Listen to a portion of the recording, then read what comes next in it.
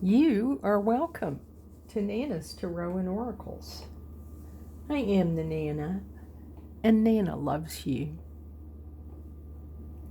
You have a home here for comfort and contemplation, hope and inspiration, rest, renewal, and relaxation.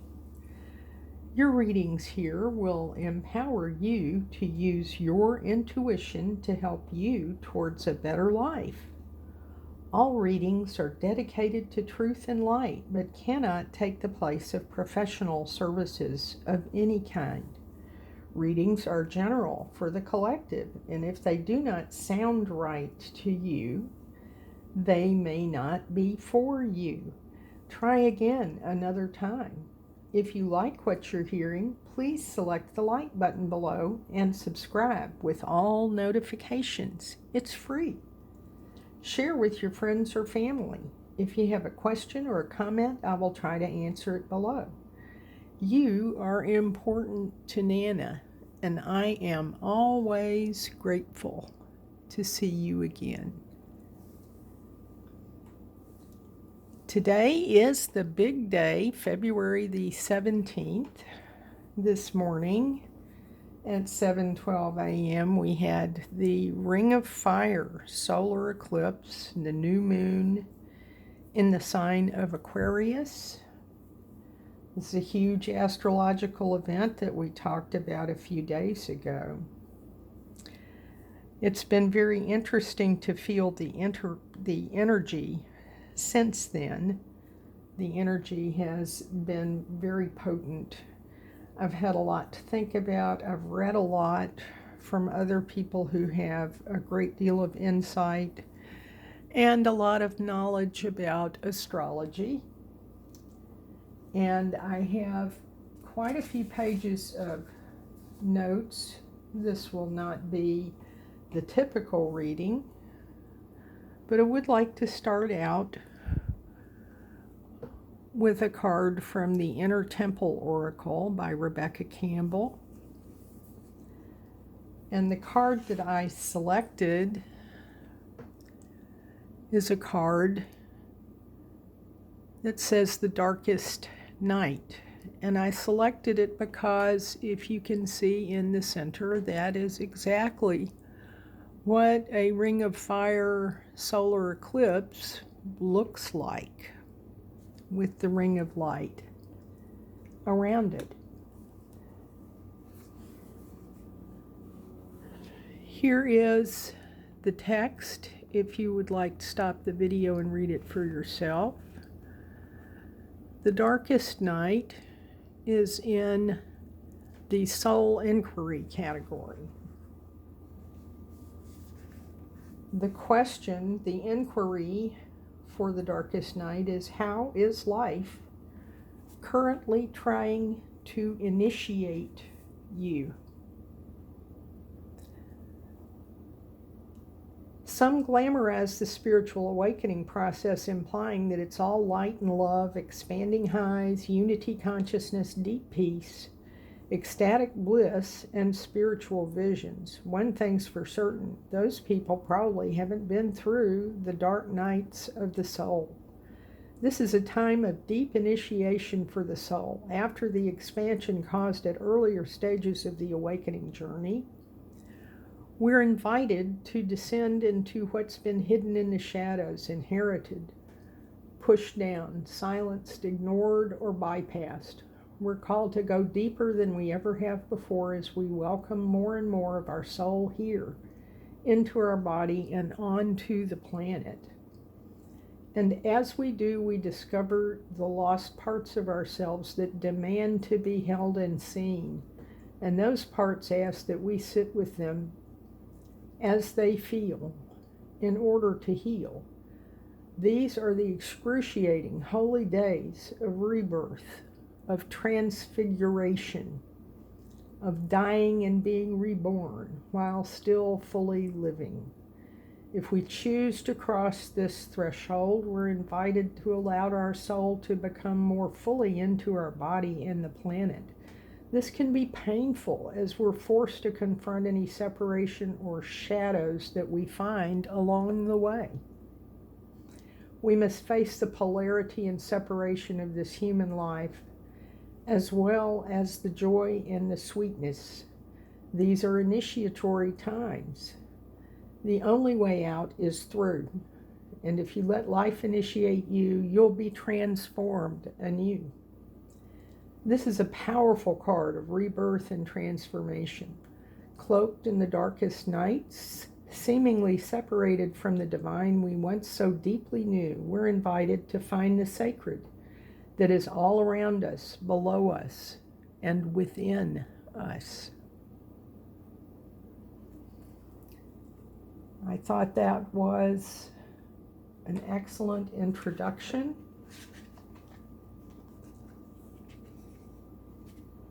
But another one of the cards that she has also speaks to this, and it says the end is also the beginning. This card reminds me of the World card in Tarot, where you see the figure dancing through the oval. The World card is the last card of the major arcana, and the first card, of course, is the Fool card, which is the card for the year 2026. Excuse me. Now, on the internet, there is someone I follow named Tanaz at foreverconscious.com. She says about the solar eclipse, a ring of fire or annular eclipse is when the sun is partially blocked, leaving a ring of sunlight. These eclipses are said to open new pathways and bring new streams of consciousness into our reality. What was previously in the dark can become illuminated. In your astrological chart, if you have it, if you know it. If not, I recommend astroseek.com. If you know the details, your birth date and time, it can give you a detailed chart and interpretation for free. Look at which houses are ruled by Aquarius or Leo.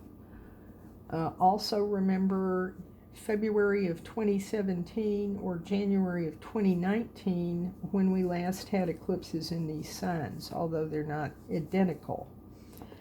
Uranus, the planet of awakening, change, and surprise, is also the ruler of Aquarius, and it's activated under this eclipse, which is why it holds the element of the unexpected. Changes can be subtle at first, but then come into full bloom.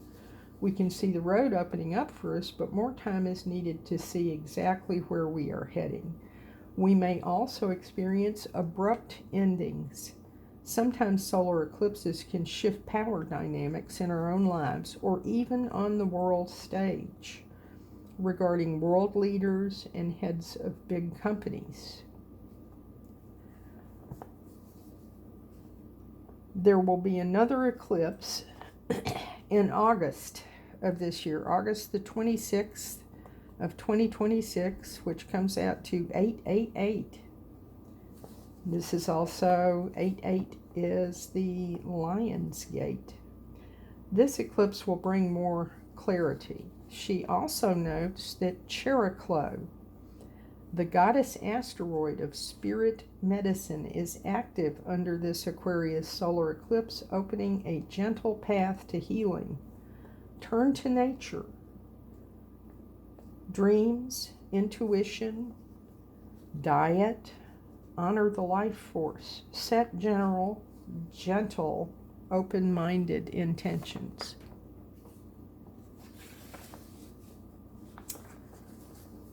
Now, the other aspect of this is according to Sarah Furrow, who is of the Druidic tradition. And she is also an astrologer who refers to what are called the Sabian symbols. Sabian symbols are channeled interpretations for the degree of the new moon. For this degree of this new moon in Aquarius, the Sabian symbol is a butterfly emerging from a chrysalis. I would show you my little butterfly. I relate to butterflies. The capacity to utterly transform the character of one's consciousness by radically altering the structural patterns of everyday living and the types of relationships one enters upon. It stresses the essential character of the activity required at this stage of the cycle, i.e., nothing short of a complete renewal of all the implications of being alive as a human individual will do. A radical change is needed. At this stage, this change is individual and mental, and it should be seen against the background of humanity as a whole. What is revealed is the potential ability of every human being to participate in a higher realm of evolution after his or her emergence from a critical state of transition, metamorphosis. In spiritual terms, this implies initiation. Do you remember when Rebecca Campbell spoke of initiation, entering a higher realm of conscious existence and there joining a sacred company? Then she points out the star, the tarot card associated with Aquarius. If you watched the reading that I did 3 days ago, the star was a central card showing up from the Rider-Waite, from the tarot deck. It illustrates the potential of the human soul to begin anew and at a freer mode of experience. Aquarius is a celebration of the evolution, which we can feel around us. It is also about groups and community. Many problems can only be creatively solved by alliances of people who care deeply about change. Looking at the chart for February the 17th, you can see that many of the planets are clustered tightly in the first, which is the ascendant, and the 12th, which is spirituality, houses of the chart. So this indicates that this is a very deep, personal, intensive experience. When a caterpillar goes into the chrysalis, their body completely dissolves and reforms to create a butterfly. This cannot be a pleasant experience. But then they are reborn. However, we certainly can see that this is an experience that can benefit from having a group to support us through it.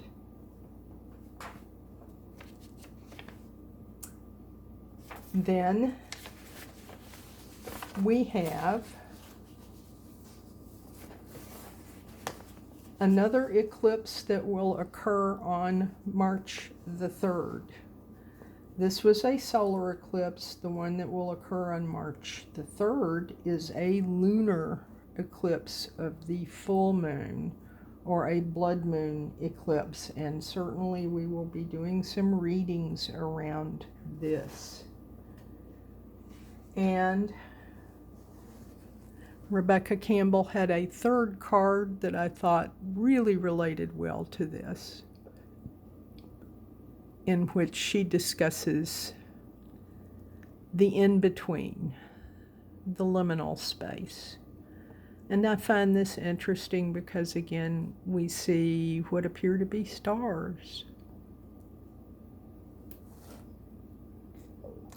Tanaz talks about the eclipse gateway between the solar and lunar eclipses. Solar eclipses draw things into your life and help you to create and direct your life in a new way. You need to put your dreams into action and go after what it is that you really want. Align your words with your actions, which I think calls for affirmations. As you walk through this eclipse gateway, there is often a feeling of support around starting new things and a sense of being guided as you take the next step. It is likely that you will feel a burst of energy and inspiration following a solar eclipse. Now, as you get closer to the lunar eclipse, the energy begins to shift and you start to become aware of what is blocking you from being able to move forward. You may have your dreams and all your plans laid out, but the lunar eclipse will alert you if there are things that need to be cleared. So that is something for you to consider as we progress through these transits.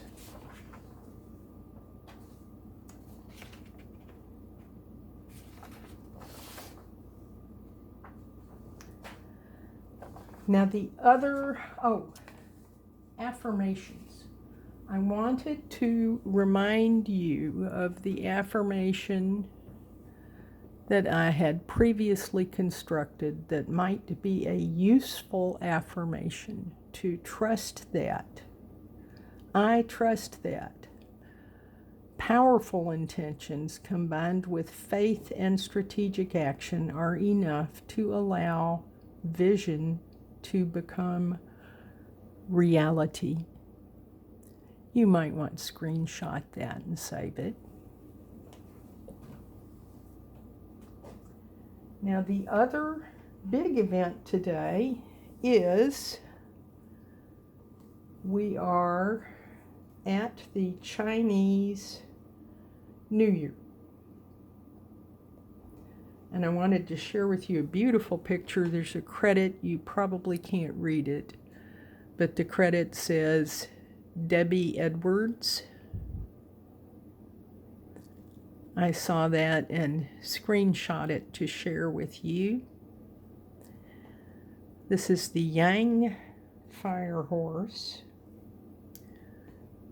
And this is the first time in 60 years that we have the Yang Fire Horse year back again. And this, as you recall, is at the time that we discussed that we have transitioned from mostly earth and water to air and fire signs. So we have a lot of fire, a lot of energy. Tanaz also wrote something that I thought was interesting about the year of the Yang Fire Horse, that it is a bold, bright, fast-moving energy, external, with people leading with their passions, making leaps of faith. That's consistent with Aries in the Fool card. And starting daring entrepreneurial projects. At the same time, we may also be seeing more conflict, aggression, and anger playing out on the world stage. The invitation of the Yang Fire Horse is to move and make progress, but to do so consciously. Remember, conventional Western astrology, multiple aspects are transiting fire signs. Be aware of both positive and negative aspects of fire and strive to balance. Get the warmth, the clarity, the creative power, but not the destructive aspect. The horse aspect, particularly in Chinese astrology, correlates with Sagittarius, which is a fire sign. The spirit is of adventure, freedom, expansion, brave, bold, and graceful. Positive sign for health matters, strength, endurance, vitality, helping us push through ongoing struggles. We need to ask better questions, advocate for ourselves, and explore alternative healing paths.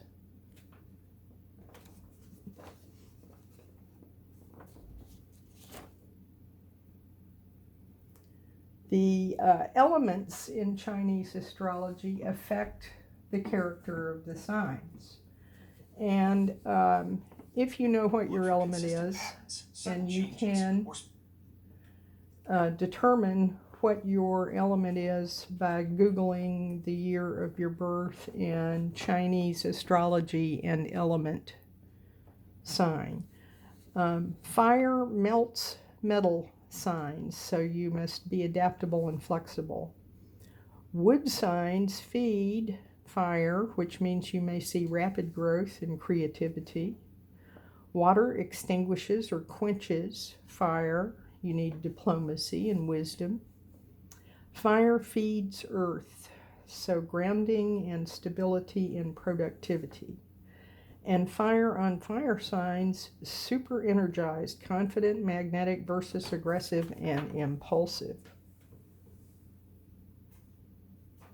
All under the circumstances, I thought we would draw. I selected a couple of oracle cards from the Divine Feminine deck, one for Kuan Yin. Kuan Yin is the Chinese goddess of compassion. And the affirmation for Kuan Yin is, I recognize suffering in order to release it. Curiosity breeds compassion.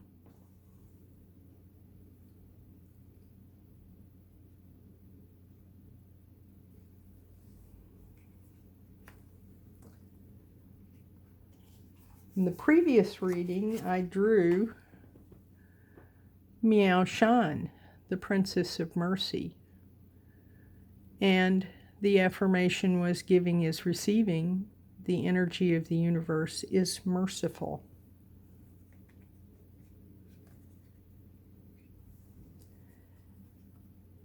And the last card was Zhou Xuanjing, the mystic of peace. And the affirmation is, I am peace. When my mind is clear, the way is clear. And I'm going to put that one down right over here because that one relates directly to another set of cards I have. And the Goddess Love Oracle also has a card for compassion. You are loved unconditionally. Never forget.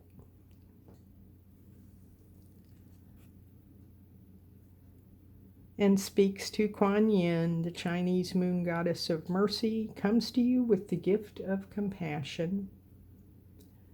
Compassion is the state of being that can transform the world. For that transformation to take place, the flame of unconditional love must be lit in all hearts.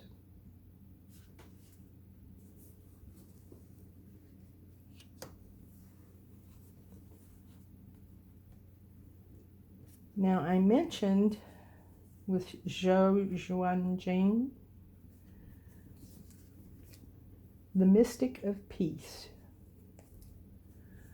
brings me to the wisdom of the Tao. This is a book about the Tao Te Ching that is Lao Tzu's book of philosophy and wisdom, which is also utilized as the basis of a religion.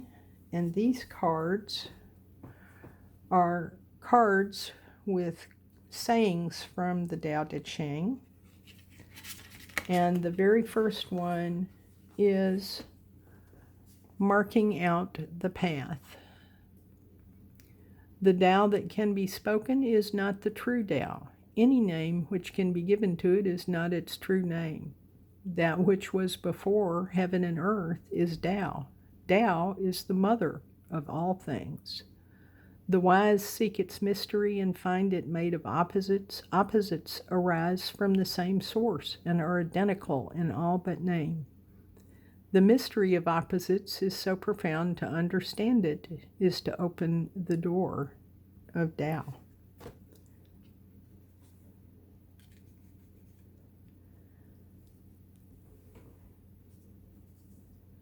Now let's have a significator card from the Rider-Waite-Smith deck of the tarot.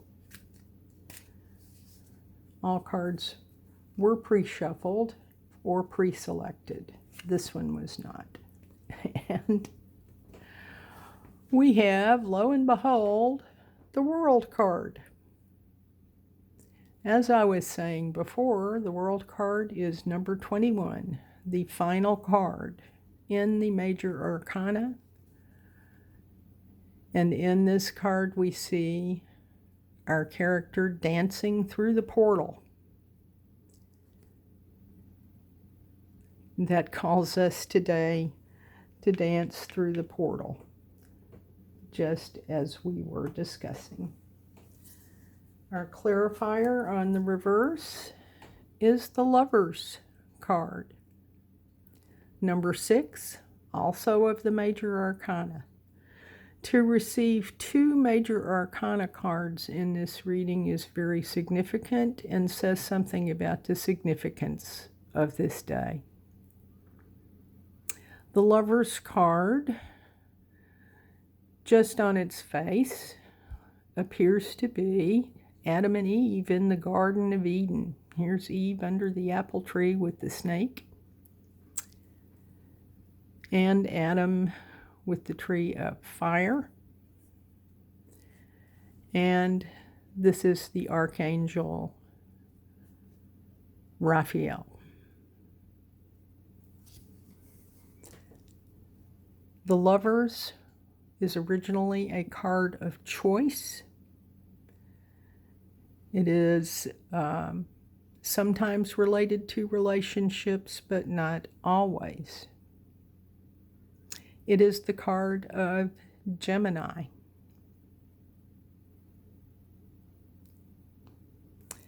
Certainly seems to be an appropriate card.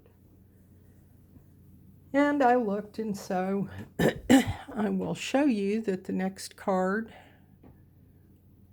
at the bottom of the deck is the Eight of Swords. The Eight of Swords is also a Gemini card, and it is a card of feeling bound and blindfolded, and is generally speaking interpreted because the bindings are loose and the blindfold seems to be slipping, as being someone who is caught up in thinking. Remember that swords are the air signs being Gemini, Libra, and Aquarius, having to do with intellect and communication.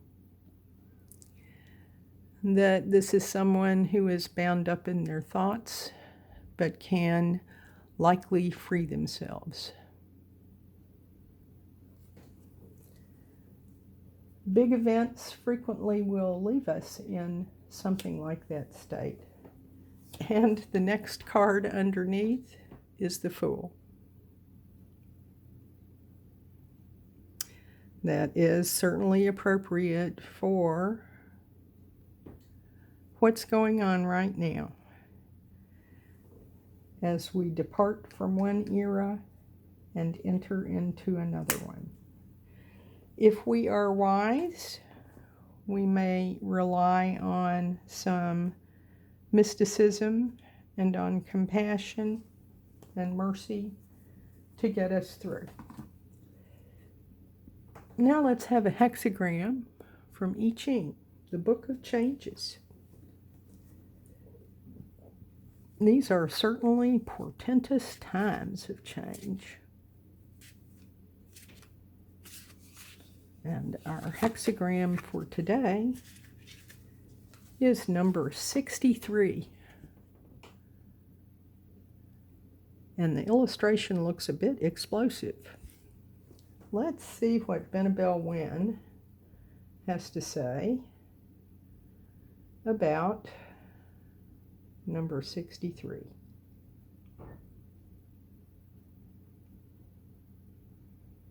Oh, how interesting. Number 63 is GG, after the ending.